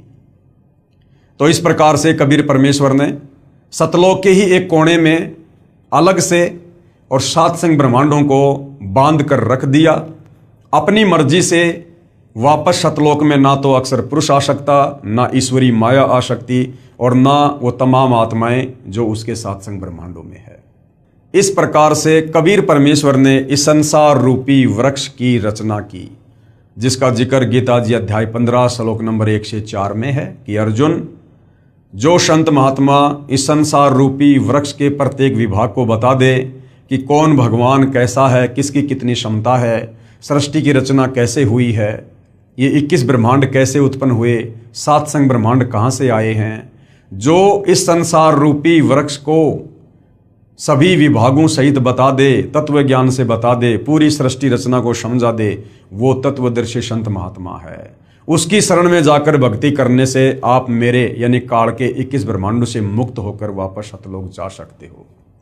तो भाई और बहनों, वो परम शक्ति, वो परम पुरुष, महापुरुष, वो तत्वदर्शी संत वर्तमान में आज धरती पर सतगुरु रामपाल जी हैं, जिन्होंने संसार रूपी पीपल की वृक्ष का चित्र बनाकर अपने सत्संगों में हमें पूरी सृष्टि रचना को समझाया है। जो सृष्टि रचना आपने अभी अभी मौखिक सुनी, और जो सृष्टि रचना कंप्लीट इस पवित्र पुस्तक ज्ञान गंगा में लिखी हुई है, जिस पर वीडियो बन चुके हैं, जो सर्व धर्मों के सर्व पवित्र धर्म शास्त्रों से प्रमाणित है। उसके बाद भाई और बहनों, जब हम यहाँ काल के 21 ब्रह्मांड में आकर असहनीय पीड़ा भोगने लगे, कष्ट भोगने लगे, गधे कुत्ते सुअर बनने लगे, आत्मा रोने लगी, अपने परमपिता को याद करने लगी। हम चाहे किसकी भी भक्ति करते हैं, चाहे कोई माता की, चाहे कोई ब्रह्म की, चाहे कोई देवी देवताओं की, चाहे वैसे कोई मंदिर में जाता है, और जब कोई विशेष आपत्ति आती है तो हम आत्मा से पुकार करते हैं कि हे परमात्मा रक्षा करो, हे सबके मालिक, हे सच्चे मालिक। क्योंकि आत्मा को पता है कि हमारा मालिक कोई और है, ये देवी देवता नहीं है, ये पत्थर पानी नहीं है। तो जब आत्मा यहाँ पर दुख उठाने लगी लक 84 योनियों में, तपतशिला पर और नरक में, तो आत्मा की पुकार को सुनकर हमें दुखी होता देखकर कबीर परमेश्वर सतलोक से चलकर और अपने पुत्र जोगजीत का रूप बनाकर काल के 21 ब्रह्मांड में आए, और सर्वप्रथम कबीर परमेश्वर की मुलाकात जोगजीत रूप में 21वें ब्रह्मांड पर तपतशिला के पास इस काल से ज्योति निरंजन से हुई, जहाँ पर ये गुप्त रहता है। इसने सौगंध खा रखी है कि मैं आज के बाद अपने ओरिजिनल काल रूप में किसी को भी दर्शन नहीं दूंगा। जिस कारण से साधु संत महात्मा ऋषि, बड़े बड़े वेदों के विद्वान ओम नाम की साधना भी कर करके थक गए, ध्यान लगा के भी थक गए, लेकिन काल ने दर्शन नहीं दिए। खुद ब्रह्मा जी ने 4 युग समाधि लगाई, लेकिन काल ने दर्शन नहीं दिए। फिर यहाँ घंटे 2 घंटे की साधना से भला ये किसको दर्शन देगा। तो इस प्रकार से फिर लोगों ने निष्कर्ष निकाल लिया कि वो ब्रह्म जो है वो निराकार है, वो दिखाई नहीं देता, जबकि वो साकार है, सहशरीर है, मनुष्य आकार में है, 21वें ब्रह्मांड में रहता है, अव्यक्त रहता है, लेकिन उसने सौगंध खा रखी है कि मैं किसी को दर्शन नहीं दूंगा। जिस कारण से साधना करते करते जब उसके दर्शन नहीं हुए तो साधु संत महात्मा ऋषियों ने अपना निष्कर्ष दे दिया कि परमात्मा निराकार है, वो दिखाई नहीं देता। और सब इसी थ्योरी पर सेट हो गए कि वास्तव में परमात्मा तो दिखाई नहीं देता, वो तो निराकार है, जबकि वो साकार है, दिखाई देता है। लेकिन उसकी प्राप्ति की विधि इन चारों वेदों में नहीं है। उसकी विधि सूक्ष्म वेद 5वें वेद में है, जो ज्ञान कबीर परमात्मा खुद ही चलकर आकर धरती पर देता है। तो कबीर परमेश्वर प्रथम बार काल के 21वें ब्रह्मांड में तपतशिला के पास इस काल बलि से मिले। दोनों में कुछ एग्रीमेंट हुआ, जिसमें एक एग्रीमेंट था कि परमेश्वर आप तीनों युगों में जीव थोड़े लेके जाना, सतयुग त्रेता द्वापर में, चौथे युग कलयुग में आप जितने मर्जी जीव लेकर जाना। काल ने सोचा था कि अभी 3 युगों में तो इनके पास खूब भक्ति है और चौथे युग में ये कंडम हो जाएंगे और मैं इनको चौथे युग में तरह तरह की पूजाओं पर लगा दूंगा, शास्त्रों के विरुद्ध ज्ञान से ओतप्रोत कर दूंगा और अपने काल दूतों के माध्यम से, ऋषि मुनियों, साधु संतों, आचार्य शंकराचार्य, मुल्ला मौलवियों के माध्यम से शास्त्रों के विरुद्ध ज्ञान दे दे के पाखंड पूजा पर लगा दूंगा, पत्थरों की पूजा पर लगा दूंगा, मंदिर, मस्जिद, चर्च, गुरुद्वारों में भगवान बताकर वहां पर मत्था टिकवा दूंगा, तीर्थ धाम, पैदल यात्रा, कावड़ लाना, बद्रीनाथ, केदारनाथ, हर जगह इनको भटका दूंगा मैं। और जब वो परमात्मा चौथे युग में आकर इनको ज्ञान समझाएगा, ये उसकी एक भी बात नहीं मानेंगे, उल्टा उसका सिर फोड़ेंगे कि तू कहां से ये ज्ञान ले आया कि परमात्मा साकार है, दिखाई देता है, कोई सतलोक है।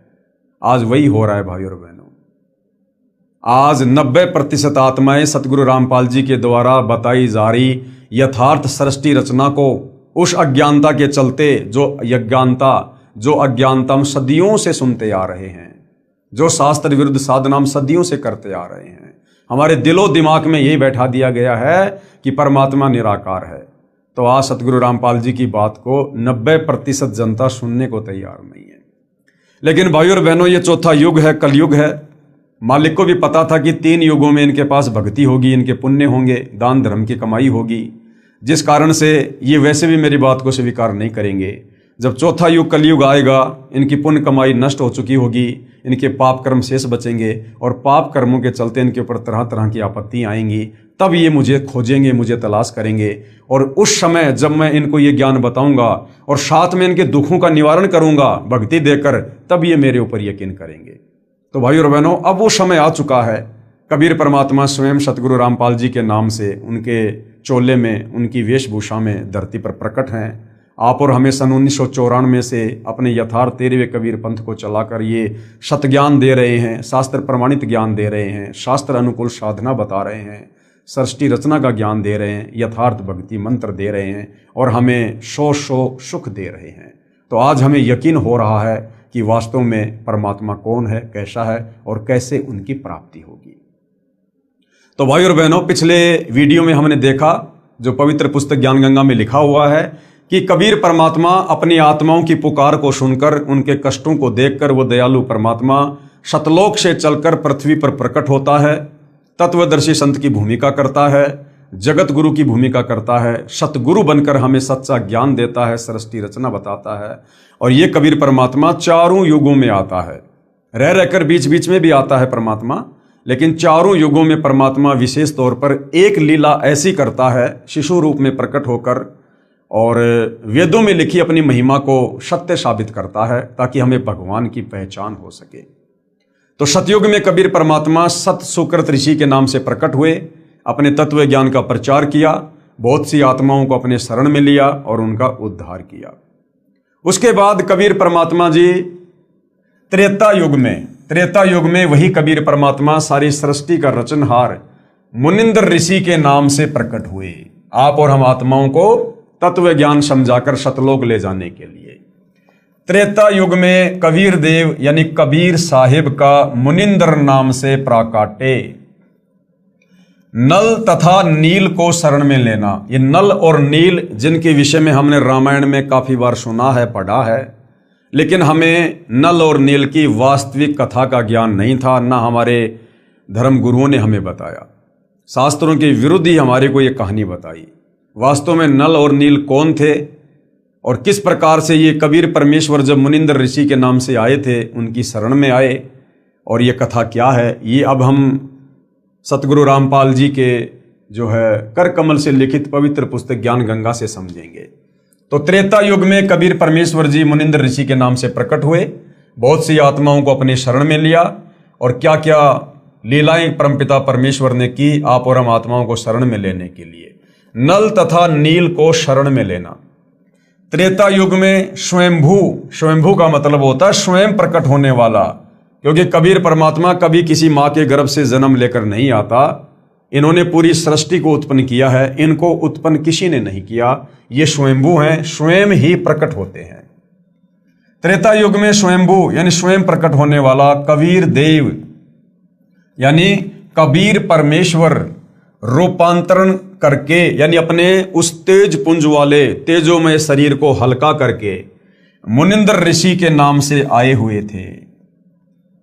अनल अर्थात नल तथा अनील अर्थात नील, शॉर्टकट में इनको नल और नील कहते थे। दोनों आपस में मौसी के बेटे थे। माता पिता का देहांत हो चुका था। नल तथा नील दोनों शारीरिक व मानसिक रोग से अत्यधिक पीड़ित थे। सर्व ऋषियों व संतों से कष्ट निवारण की प्रार्थना कर चुके थे।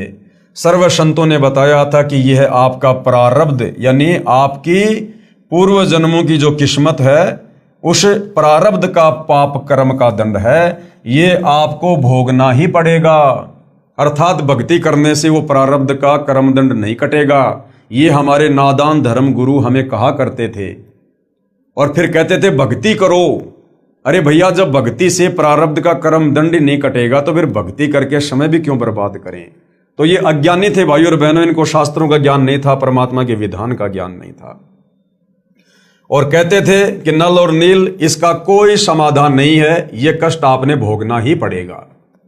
दोनों दोस्त जीवन से निराश होकर मृत्यु का इंतजार कर रहे थे।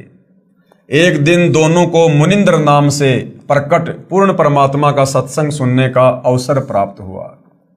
सत्संग के उपरांत जो ही दोनों ने परमेश्वर कबीर देव अर्थात कबीर साहिब उर्फ मुनिंद्र ऋषि जी के चरण छुए तथा परमेश्वर मुनिंद्र जी ने सिर पर हाथ रखा तो दोनों का असाध्य रोग छू मंतर हो गया।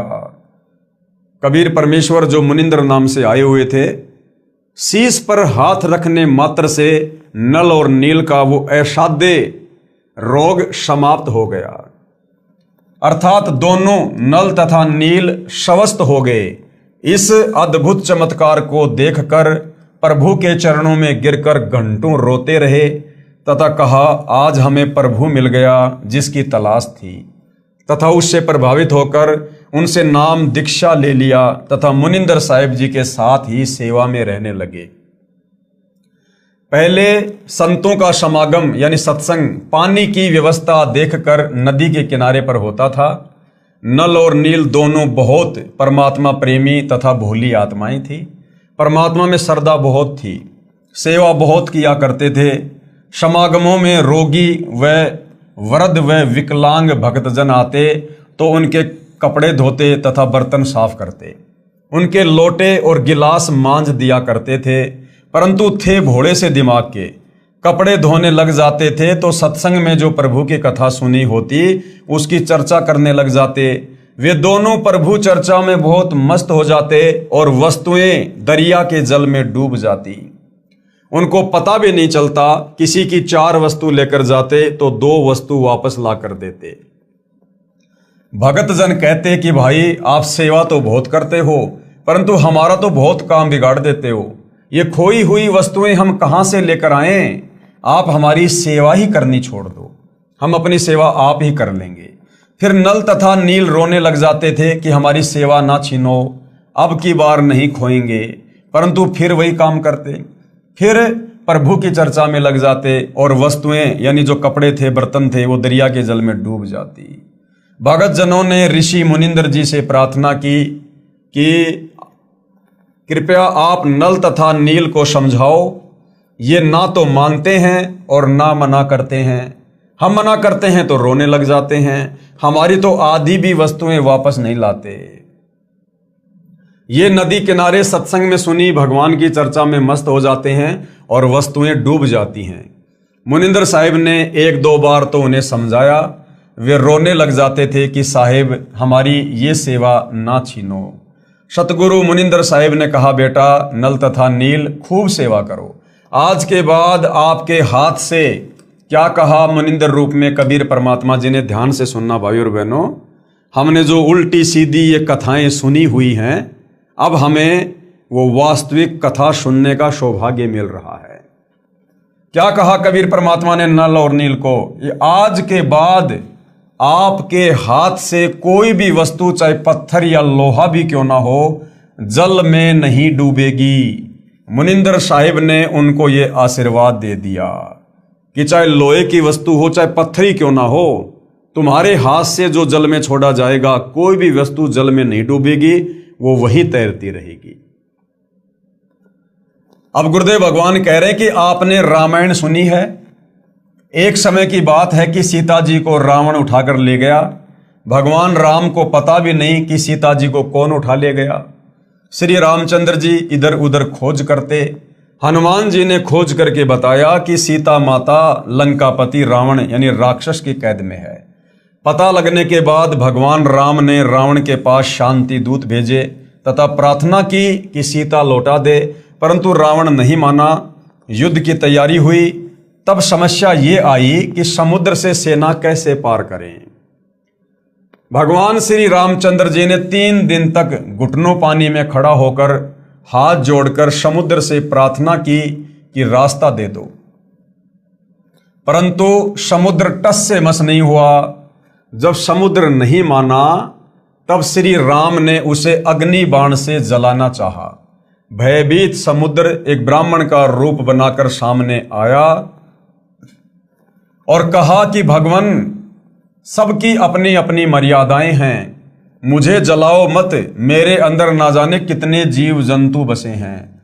अगर आप मुझे जला भी दोगे तो भी आप मुझे पार नहीं कर सकते, क्योंकि यहां पर बहुत गहरा गड्ढा बन जाएगा जिसको आप कभी भी पार नहीं कर पाओगे।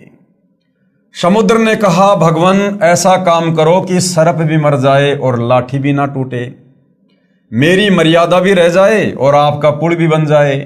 तब भगवान श्री राम ने समुद्र से पूछा कि वह क्या विधि है, कि भाई समुद्र देवता क्या विधि है बता। तो ब्राह्मण रूप में खड़े समुद्र ने कहा कि आपकी सेना में नल और नील नाम के 2 सैनिक हैं। उनके पास उनके गुरुदेव से प्राप्त एक ऐसी शक्ति है कि उनके हाथ से पत्थर भी जल पर तैर जाते हैं। हर वस्तु चाहे वह लोहे की हो तैर जाती है। श्री रामचंद्र ने नल तथा नील को बुलाया और उनसे पूछा कि क्या आपके पास कोई ऐसी शक्ति है। नल तथा नील ने कहा, हाँ जी, हमारे हाथ से पत्थर भी जल में नहीं डूबेंगे। श्री राम ने कहा कि परीक्षण करवाओ, यानी उसकी मुझे छोटी सी परीक्षा दो। उन नादानों ने, नल और नील ने सोचा कि आज सबके सामने तुम्हारी बहुत महिमा होगी। नल और नील में अहंकार छा गया कि समुद्र पर पुल बनाने में रामचंद्र भी फेल हो गया, लक्ष्मण भी फेल हो गया, जामवत, अंगद, हनुमान, सुग्रीव, और आज हमारी महिमा बन जाएगी। तो उन नादानों ने अपने गुरुदेव भगवान को याद नहीं किया, अपने गुरुदेव को छुपा दिया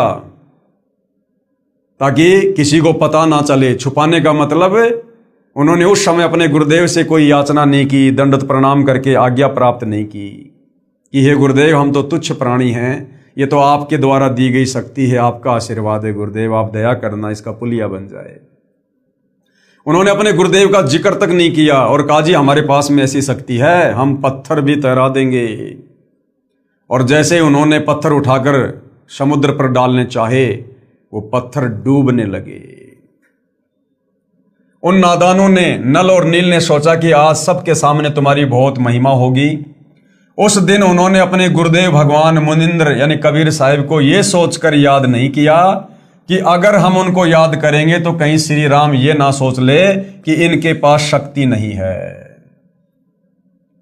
यानी आज हमें गुरुदेव भगवान कहते हैं कि बच्चों, कोई भी कार्य करो, घर से बाहर निकलो काम धंधे के लिए, गाड़ी लेकर, पैदल, या बच्चे स्कूल जाते हैं तो सबसे पहले मंगलाचरण अवश्य किया करो। मंगलाचरण करते ही हम अपने गुरुदेव को याद करते हैं और हमारा हर कार्य मंगल ही होता है। तो उन्होंने ना कोई मंगलाचरण किया, ना कोई मंत्र जाप किया, ना अपने गुरुदेव को याद किया।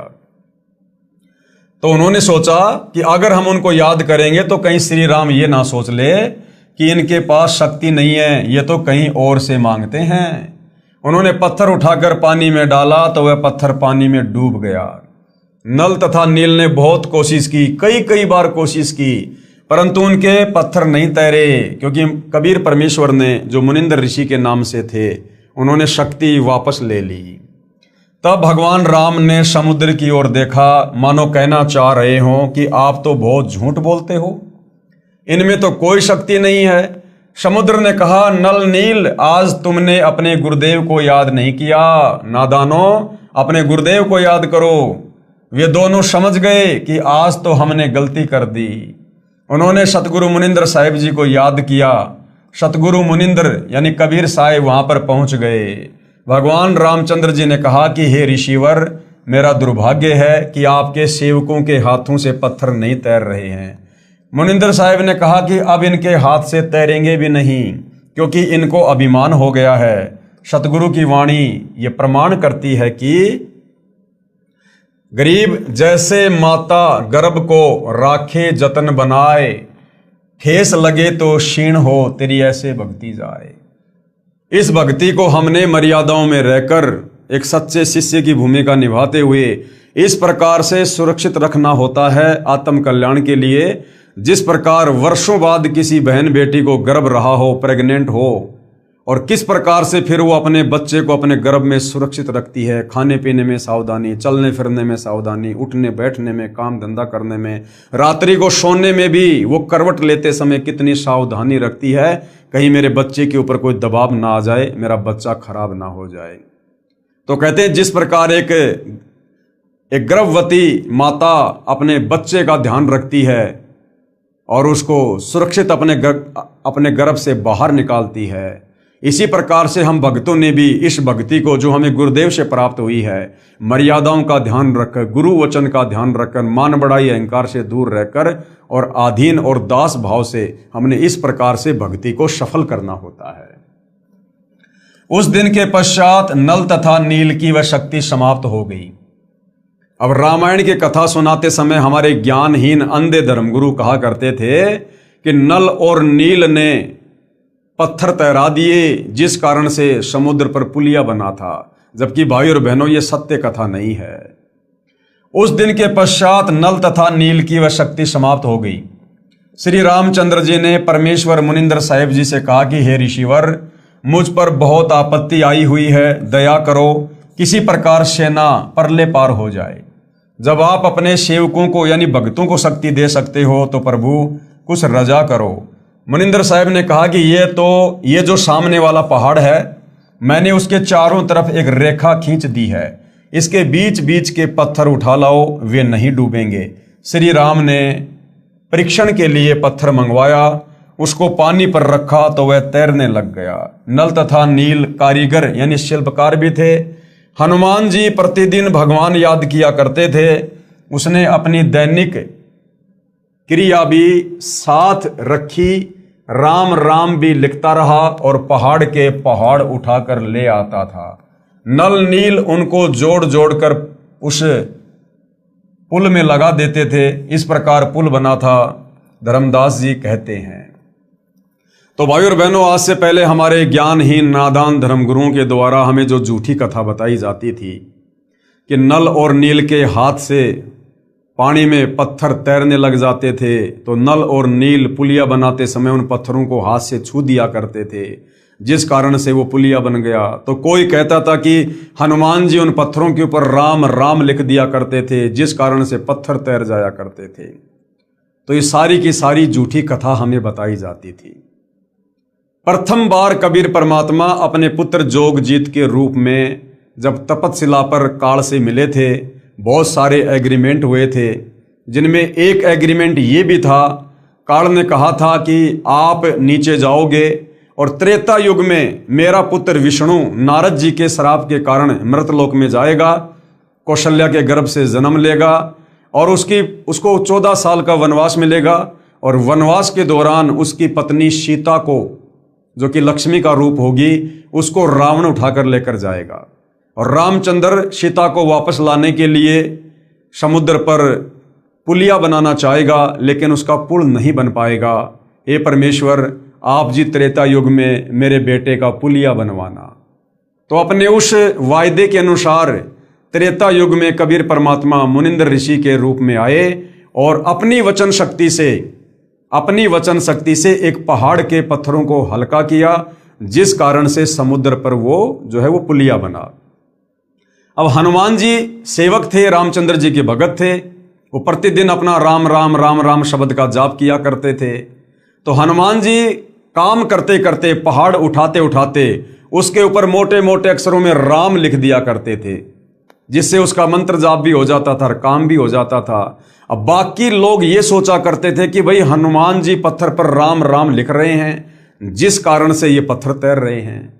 कुछ लोग सोचा करते थे कि ये नल और नील इनके हाथों में शक्ति है, इनके हाथों से ये पत्थर छूने के कारण ये जल में नहीं डूब रहे। क्योंकि मुनिंद्र ऋषि रूप में परमात्मा कबीर जी की, नल नील की और रामचंद्र जी की जो वार्ता हो रही थी, वो कुछ ही लोगों के बीच में हो रही थी। बाकी लाखों की, वो करोड़ों की सेना दूर थी, उन तक ये बात नहीं पहुंच रही थी। तो बाकी लोगों को उस बात का नहीं पता था कि किस आधार से ये पुल बन रहा है। तो बाद में उन लोगों ने अपने अपने घरों पर जाकर उसी प्रकार से महिमा कर दी कि हनुमान जी राम राम लिखा करते थे, जिस कारण से पत्थर तैर गए। नल और नील के हाथों में शक्ति थी, जिस कारण से वो पुलिया बन गया। और आम समाज में ये गलत धारणा फैल गई, जबकि हकीकत ये है जो अब गुरुदेव भगवान हमें बता रहे हैं। इस विषय में आदरणीय धर्मदास जी ने कबीर परमेश्वर की महिमा में कि कबीर परमेश्वर जी आपने त्रेता युग में मुनिंद्र ऋषि के नाम से आकर नल और नील को अपनी शरण में लिया। आपने रामचंद्र जी का जो पुलिया नहीं बन पा रहा था, वो दुखी था, परेशान था, अपनी पत्नी सीता को लंका से वापस लाने के लिए।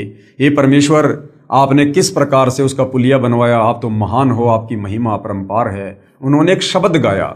तो धर्मदास जी 650 साल पहले जब कबीर परमात्मा कलयुग के प्रथम चरण में कबीर नाम से आए थे, तो कबीर परमेश्वर जी के परम भगत थे, और कबीर परमेश्वर ने धर्मदास जी के माध्यम से कबीर सागर भी लिखवाया था।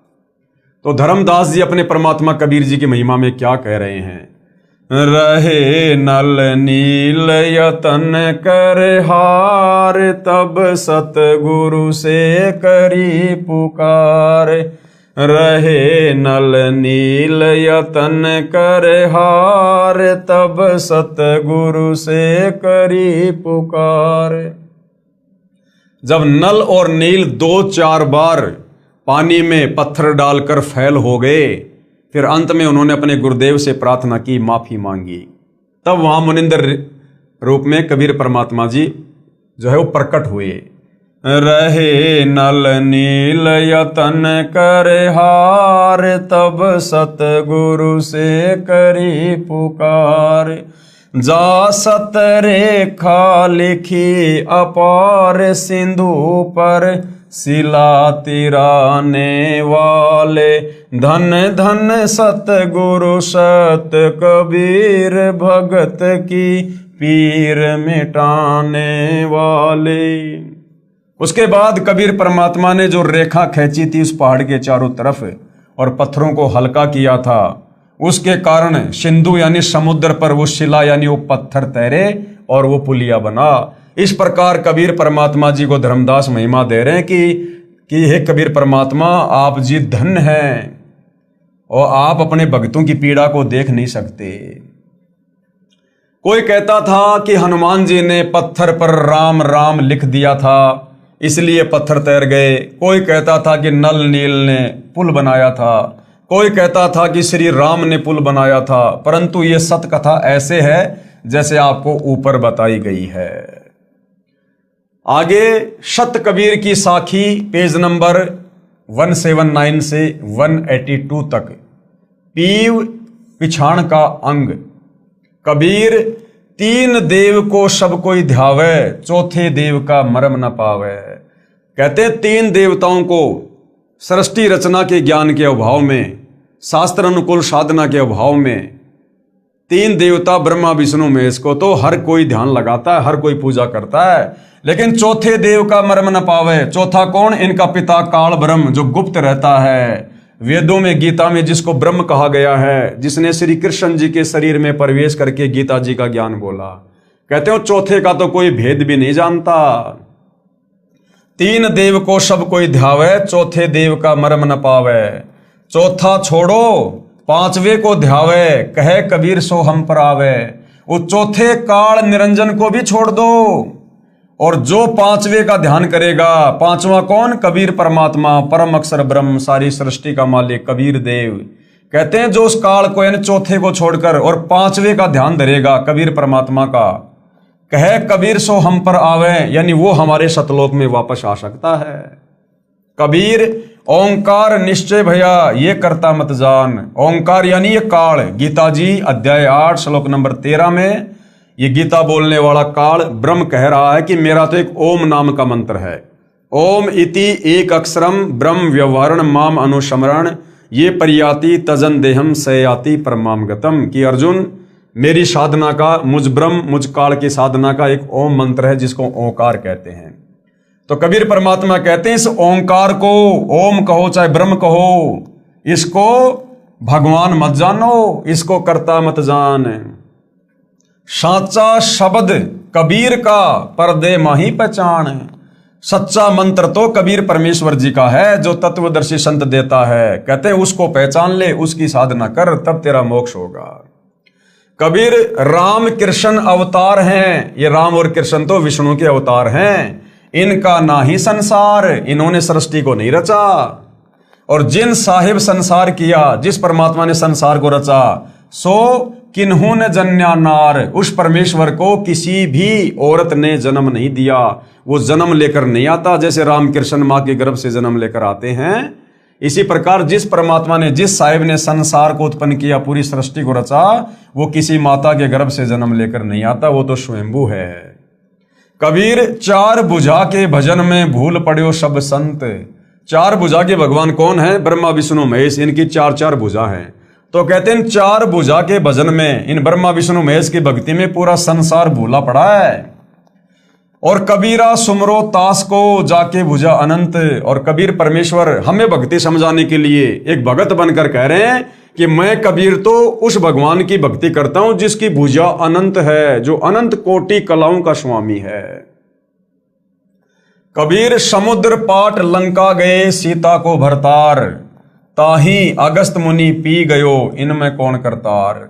नादानी के चलते, सत्य कथा का ज्ञान ना होने के चलते, सृष्टि रचना के अभाव में हमारे नादान धर्म गुरुओं ने हमें बताया कि श्री रामचंद्र जी भगवान हैं, करतार हैं, परमात्मा हैं। इन्होंने समुद्र पे पुलिया बना दिया। तो परमात्मा कहते हैं वैसे तो तुम्हारी बात सही नहीं है, हकीकत तो वो है जो अभी आपको बताई गई। मुनिंद्र नाम से कबीर परमात्मा त्रेता युग में आए थे और उनके आशीर्वाद से वो पुलिया बना था, पत्थर हल्के हुए थे। लेकिन चलो, जैसा ये लोकवेद है, सुनी सुनाई बातें चल रही हैं कि रामचंद्र जी परमात्मा है, समुद्र पे पुलिया बना दिया, सेना को पार कर दिया। तो कबीर परमात्मा कहते कि नादानो, अगर तुम इसी छोटी सी बात को लेकर श्री रामचंद्र जी को भगवान मानकर बैठे हो कि उन्होंने समुद्र के ऊपर जो है वो पुलिया बना दिया, तो परमात्मा जी कहते हैं कि एक अगस्त नाम का ऋषि था, उसने तो एक घूंट में 7 समुद्रों का पानी पी लिया था सिद्धि से। तो बताओ फिर तुम्हारा राम बड़ा हुआ या फिर वो अगस्त ऋषि बड़ा हुआ? तो इन छोटी मोटी इन सिद्धियों से, खेल खिलौने से कोई भगवान साबित नहीं होता है। समुद्र पाट लंका गयो सीता को भरतार, ताही अगस्त मुनि पी गयो इनमें कौन करतार। फिर कहते हैं गोवर्धन गिरी धार्यो श्री कृष्ण जी और द्रोणागिरी हनुमंत, और शेष नाग सब सृष्टि संहारी इनमें कौन भगवंत। दूसरा, हम लोग अध्यात्म की जानकारी ना होने के चलते कहा करते थे कि श्री कृष्ण जी ने गोवर्धन पर्वत को अपनी उंगली पर धारण कर लिया, जिस कारण से हम उनको भगवान कहने लगे। और कहते थे कि हनुमान जी ने द्रोणागिरी पहाड़ को उठा लिया, संजीवनी बूटी सहित द्रोणागिरी पहाड़ को उठाकर लंका ले गए, इसलिए ये भगवान हैं। तो परमात्मा कहते हैं वैसे तो हकीकत कुछ और है। कबीर परमात्मा ने ही श्री कृष्ण जी का रूप बनाकर और गोवर्धन पर्वत को उठाया था, और जो द्रोणागिरी पहाड़ था उसको भी कबीर परमात्मा ने ही हनुमान जी को शक्ति देकर उठवाया था। लेकिन ये भाई और बहनों, जब हमें सतगुरु रामपाल जी के सत्संग सुनेंगे, सृष्टि रचना को समझेंगे, तब हमें पता चलेगा कि कबीर परमात्मा के अलावा सारी सृष्टि में चाहे हनुमान हो, चाहे शनि देव हो, चाहे 33 करोड़ देव हो, चाहे ब्रह्मा विष्णु महेश हो, चाहे काल और दुर्गा है, ये सब जीव श्रेणी में है। जीव श्रेणी में ये कुछ नहीं कर सकते, करने करवाने वाला कबीर भगवान है। तो कहते हैं अगर तुम इसी बात के आधार से श्री कृष्ण जी को भगवान मानकर बैठ गए कि उसने गोवर्धन पर्वत को उठा लिया, हनुमान जी ने द्रोणागिरी पहाड़ को उठा लिया, और फिर तुम ही लोग कहते हो कि शेष नाग के सिर के ऊपर पूरी पृथ्वी रखी हुई है, तो बताओ फिर वो शेष नाग बड़ा हुआ या तुम्हारा हनुमान और श्री कृष्ण बड़ा हुआ? अरे वो द्रोणागिरी पहाड़ और वो गोवर्धन पर्वत जिस धरती पर हैं, उस धरती को तुम कहते हो कि शेष नाग अपने सिर पर रखे हुए हैं, तो बताओ फिर सबसे बड़ा भगवान कौन हुआ? तो कहने का मतलब है ये केवल दंत कथा है, आदि अधूरी ये कथा है। किसी शेष नाग के सर के ऊपर पृथ्वी नहीं टिकी हुई है। ये पृथ्वी परमपिता परमेश्वर के वचन से अपनी जगह पर स्थिर है, घूम रही है। जैसा भी है परमेश्वर के वचन से। हमने सृष्टि रचना में पढ़ लिया कि कबीर परमेश्वर जी ने इस काल को श्राप दिया था, जिस कारण से इसके 21 ब्रह्मांड सतलोक से विमान की तरह चल पड़े और सतलोक से 16 संकोश की दूरी पर आकर परमेश्वर के वचन से स्थिर हो गए। वैज्ञानिक जिसको गुरुत्वाकर्षण की शक्ति कहते हैं। फिर कहते हैं कबीर काटे बंधन विपत्ति में कठिन किया संग्राम, चीनो रे नर प्राणियां गरुड़ बड़ों के राम। फिर हमें क्या बताया जाता था कि श्री रामचंद्र जी इसलिए परमात्मा हैं कि इन्होंने लंकापति रावण को मार दिया और सीता जी को वापस लेकर आ गए। तो कबीर परमात्मा कहते हैं कि नादानो, जब श्री रामचंद्र और उसकी पूरी सेना हनुमान, सुग्रीव, जामवत, अंगद, लक्ष्मण, जब ये सारे वहां पर लंका में लड़ाई कर रहे थे रावण के साथ, तो रावण ने एक सिद्धि शक्ति से रामचंद्र जी और उसकी पूरी सेना को, हनुमान को, सबको नाग फांस में बांध दिया था। सर्पों ने लपेटा लगा लिया था, अनंत सर्प उत्पन्न हो गए और पूरी सेना को रामचंद्र जी सहित जैसे ईख की पुड़ी को बांध दिया करते हैं रस्सी से, ऐसे सर्पों ने लपेटे लगा लिए और फण सीधा करके यूं खड़े हैं कि बस अब डसेंगे। उस समय श्री रामचंद्र जी ने, जिनको तुम परमात्मा कहते हो, सर्वशक्तिमान कहते हो, जो एक सर्प से, एक सांप से अपना बंधन नहीं छुड़वा पाए, उन्होंने अपने वाहन श्री गरुड़ पक्षी जी का आह्वान किया, उनसे प्रार्थना की। उसी समय गरुड़ पक्षी प्रकट हुए और बहुत सारे रूप बनाए अपनी सिद्धि से, और अपनी चोंच से उन सर्पों को काटा, मारा और रामचंद्र जी और उसकी सेना को बंधन मुक्त किया। तो बताओ फिर राम बड़ा हुआ या फिर वो गरुड़ बड़ा हुआ, जिस गरुड़ ने तुम्हारे रामचंद्र जी के भी बंधन काटे? काटे बंधन विपत्ति में कठिन किया संग्राम, चीनो रे नर प्राणियों गरुड़ बड़ो या राम। कबीर कहे कबीर चित चेत हूं शब्द करो निर्वार, श्री राम ही करता कहत भूल पड़े संसार।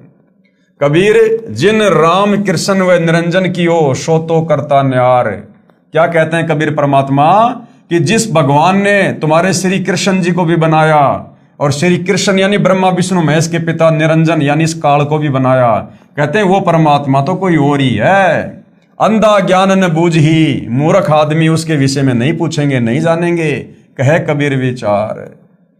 कहते हैं इन बातों पर तो कोई अधिकारी भगत, अधिकारी हंस ही चर्चा करेंगे। उसके बाद भाई और बहनों, द्वापर युग में कबीर देव यानी कबीर साहिब का करुणामय नाम से प्राकाटे, यानी द्वापर युग में किस प्रकार से वही कबीर भगवान, वही कबीर परमात्मा, सारी सृष्टि का मालिक, जिसने असंख्य ब्रह्मांडों की रचना की है, द्वापर युग में वही कबीर परमात्मा करुणामय ऋषि के नाम से प्रकट होते हैं और किस प्रकार से अपनी लीला करते हैं, किन किन आत्माओं को अपनी शरण में लेते हैं और किस प्रकार से इस अध्यात्म को, सृष्टि रचना को, तत्व ज्ञान को हम काल के 21 ब्रह्मांडों में फंसी आत्माओं तक पहुंचाते हैं। इस पर हम विशेष तौर पर भाई और बहनों अगले वीडियो में चर्चा करेंगे, क्योंकि ये परमेश्वर की महिमा है, जगत पिता जगदीश्वर की महिमा है, जिनके विषय में आज से पहले हम कुछ भी नहीं जानते थे।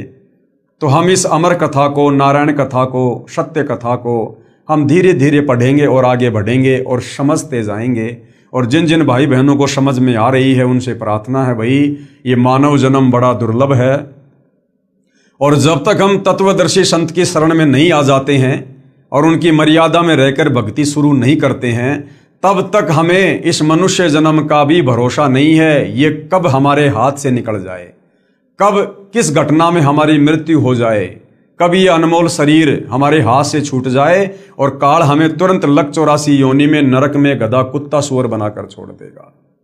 और ये मनुष्य जन्म केवल और केवल अपनी आत्मा के कल्याण के लिए तत्वदर्शी संत की खोज करके, उसकी शरण में आकर सत भक्ति करके मोक्ष करवाने के लिए मिलता है। वो शु अवसर आज आप और हमें सहज में उपलब्ध है। जिस परमेश्वर को खोजने से वो प्राप्त नहीं होता, अरे खोजने से तो ये काल ब्रह्म ही प्राप्त नहीं होता।